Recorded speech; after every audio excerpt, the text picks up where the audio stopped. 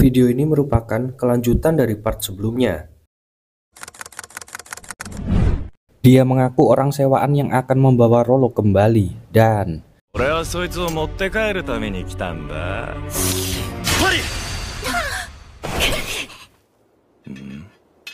dia merasa jika Nur telah ikut campur dengan pekerjaannya.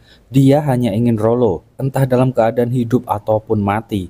Mendengar itu, jelas Nur nggak terima. Dia berusaha untuk terus melindungi Rollo darinya. Line yang menyaksikan nggak bisa mengikuti keduanya yang terlalu cepat. Ines memintanya untuk tetap berada dalam jangkauannya. Lalu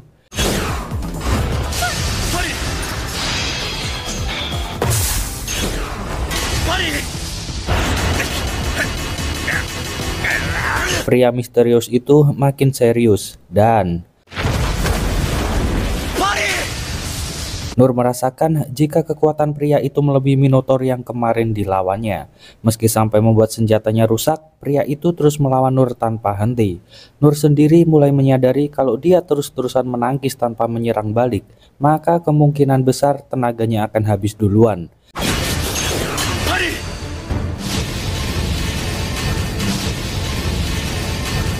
Line sadar jika dia makin gak bisa mendekat. Ines mengantisipasi dengan tameng sihirnya, karena dia tahu jika pria itu adalah Zadu, seorang petualang peringkat S. Jadi dulunya Ines nggak sengaja menemukan dokumen tentang kasus yang belum terpecahkan, tapi di sana tertulis jika targetnya udah mati. Ines bingung kenapa masih dianggap sebagai kasus berjalan jika targetnya udah mati. Para petinggi ini pun meminta Ines untuk gak memikirkan hal itu karena memang secara publik dia udah dianggap mati. Dia juga target pembasmian peringkat S. Gilbert dengan sombong menawarkan diri untuk jadi pembasminya, tapi semua melarang dan berharap gak ada yang bertemu dengannya. Oken kemudian mengisahkan jika Zadu udah menguasai jurus alkimia dwarf sejak usia muda dan di usia 13 tahunnya udah dapat julukan pembasmi naga. Ketenarannya pun sampai ke pelosok-pelosok negeri. Alasan kenapa dia jadi target adalah karena dia nggak selalu menggunakan bakat dan kemampuan luar biasanya untuk sesuatu yang benar. Sejumlah pembunuhan pernah dia lakukan, hingga ada wacana untuk mencabut status petualangnya. Tapi fakta lain menunjukkan bahwa dia juga berjasa besar ketika mengalahkan monster malapetaka seorang diri. Akibatnya suara pun terpecah. Zadu sendiri nggak pernah memilih-milih kerjaan, asalkan dapat duit, walau sampai menghancurkan negeri pun akan dia lakukan. Oleh sebabnya banyak diadakan sayembara, bagi siapapun yang bisa memenggal kepalanya akan mendapat bayaran yang setimpal. Tapi bukannya Zadu yang mati, malah orang-orang lah yang kesemuanya dia bantai. Balik ke pertarungan, Zadu sedikit terkejut karena persediaan senjatanya bisa habis saat melawan Nur, hingga membuatnya terpaksa mengeluarkan jurus pamungkas bernama salib perak. Sebelum digunakan, dia berpesan jika senjata yang ini bisa dia ciptakan sebanyak yang dia mau. Lalu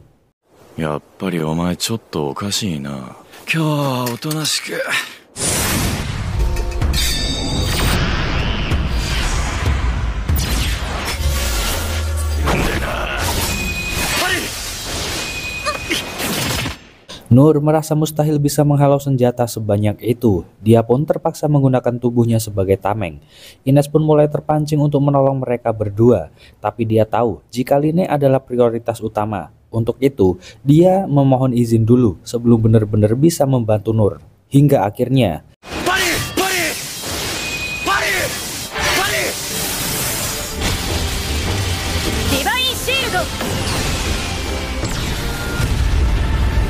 Nur coba menganalisis serangan Ines yang sama sekali nggak berpengaruh bagi Zadu. Ines juga menyadari jika terus-terusan begini maka situasinya nggak akan berubah.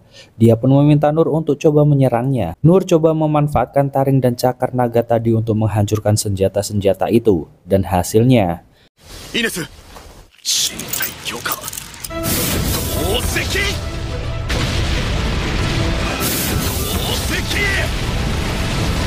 tapi ketika sisa sedikit lagi, tiba-tiba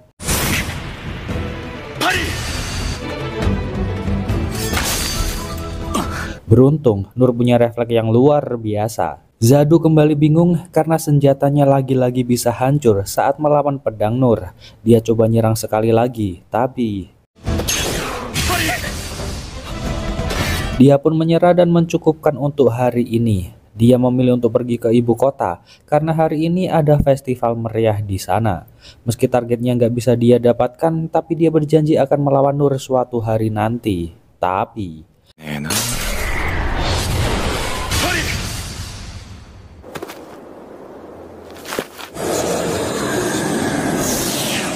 mendengar berita tadi, Nur meminta agar mereka kembali ke kota aja. Mendengar itu, Rolo merasakan ketakutan yang luar biasa. Dia mendengar jika naga terbesar akan pergi ke sana juga, yang mengartikan bahwa bisa saja kota itu akan lenyap dalam sekejap mata. Tapi Ines coba tetap menjalankan tugas yang diamanahkan dari Ren untuk mengasingkan Line. Nggak disangka, Line udah tahu semuanya. Dia kekeh untuk kembali ke kota. Dia nggak mau bernasib seperti ras iblis yang seluruh peradabannya habis nggak tersisa. Ines menyetujui, tapi dia meminta satu hal, apapun yang terjadi nanti, Line diminta untuk tetap di sisinya. Rolo yang sebenarnya masih bimbang pun akhirnya setuju untuk ikut mereka pulang ke ibu kota.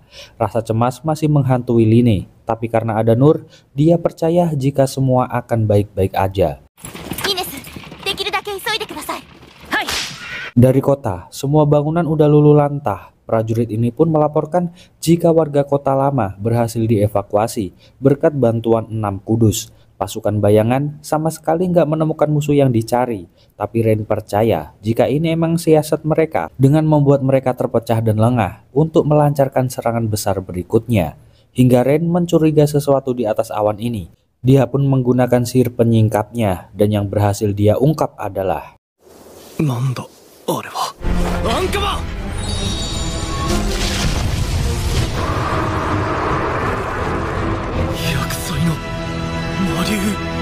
flashback saat dimana Nur membaca kisah tentang pemburu naga yang juga diceritakan oleh ayahnya, hingga membuatnya bercita-cita untuk jadi pemburu naga juga. Dalam perjalanan ke ibu kota itu, Nur lagi-lagi menyadari sesuatu yang nyatanya adalah naga itu telah sampai di ibu kota yang tentunya sedang banyak orang di sana. Ren gak percaya Kekaisaran Deridas sampai berbuat sejauh ini untuk memulai konflik antar manusia. Dia meminta untuk mengevakuasi seluruh warga keluar dari wilayah sini. Tapi perkumpulan 6 kudus selalu saja ada rintangannya karena selalu muncul reaksi magis yang menghalangi rute evakuasi. Sang raja yang menyaksikan dari balik jendela diminta ikut pergi dari sini. Tapi dia meminta untuk mengevakuasi rakyatnya dulu dan dia akan menyelesaikan urusannya di sini. Line yang masih di perjalanan udah pesimis dengan keadaan kotanya dan berharap agar ayahnya ikut mengungsi aja. Nur yang baru pertama melihat naga cukup yakin jika bisa menyelamatkan ibu kota dengan berlari menggunakan bantuan jurus ledakan angin milik Line. Meski guncangannya akan besar sekali, tapi Nur yakin jika pedang ini bisa meredamnya. Lagi pula, Nur ingin membalas budi kebaikan ayah Line kala itu. Line sempat ragu karena emang faktanya ledakan angin gak digunakan pada manusia. Sang raja sendiri teringat ancaman Kekaisaran Deridas yang ingin melenyapkan negerinya karena gak menyerahkan labirin Sirna. Raja menyesal karena ini adalah akibat dari dirinya yang gagal bernegosiasi, sehingga mereka sampai nekat sejauh ini. Dari lubuk hatinya yang paling dalam, dia masih mengkhawatirkan putrinya dan juga meminta maaf pada rakyat karena harus jadi korban. Meski nggak bisa membunuhnya, tapi raja berjanji untuk merenggut salah satu matanya. Balik ke Ines, berduet dengan Line, dia tengah mempersiapkan meriam sihir untuk melesatkan Nur ke ibu kota. Dan Divine Shield.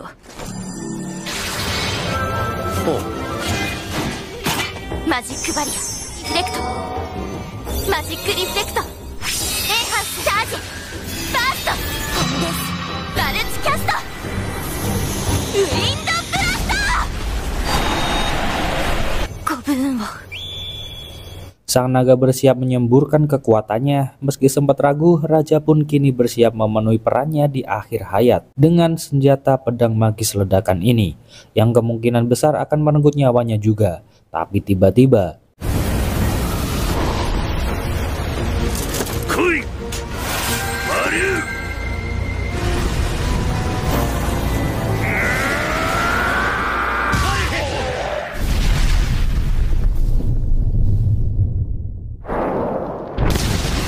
sang naga bingung kenapa dia bisa tersungkur, dan saat melihat Nur sekecil itu menghalanginya, dia masih percaya jika yang kuat akan mengalahkan dan menguasai yang lemah.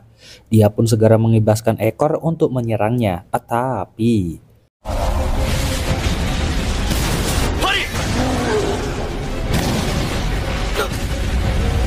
Dan beginilah kira-kira kecepatan dan cara Nur untuk sampai di lokasi tadi.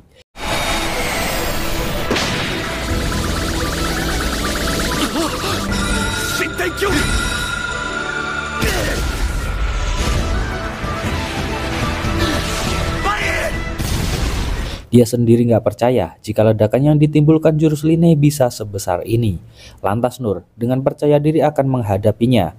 Line dan Ines juga telah sampai di lokasi. Dia melihat betapa efek yang ditimbulkan sangat berbahaya. Dia berpesan agar hanya menjemput sang raja, kemudian segera pergi dari sini. Tapi reruntuhan itu membuat mereka terjatuh saat mencoba menghindari, dan mengundang para goblin untuk menyerang mereka. Sempat takut karena Goblin Emperor tetaplah monster malapetaka. Beruntung, pengalaman masa lalu membuat Line percaya diri jika sekedar goblin bisa mereka hadapi. Beruntungnya juga Rollo mampu mengendalikan mereka semua, hingga membuat Line dan Ines bisa kerjasama untuk menghancurkannya. Inilah kekuatan Ines yang juga dapat julukan pedang kudus dari kerajaan.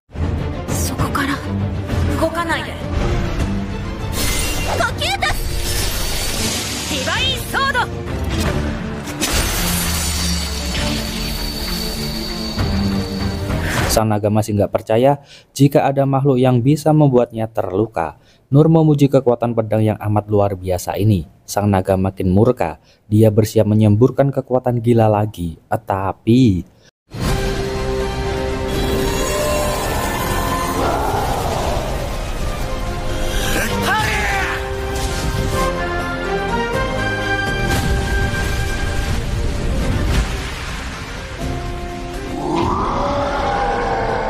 Rollo yang paham maksud naga mencoba menjelaskan bahwa naga yang merupakan hewan dengan harga diri tinggi tengah dalam keadaan marah karena Nur nggak menganggapnya sebagai musuh.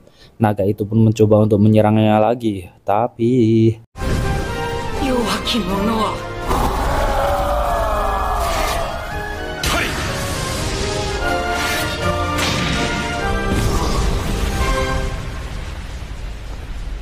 melihat naga yang udah pasrah di hadapannya membuat Nur nggak tega untuk menghabisinya.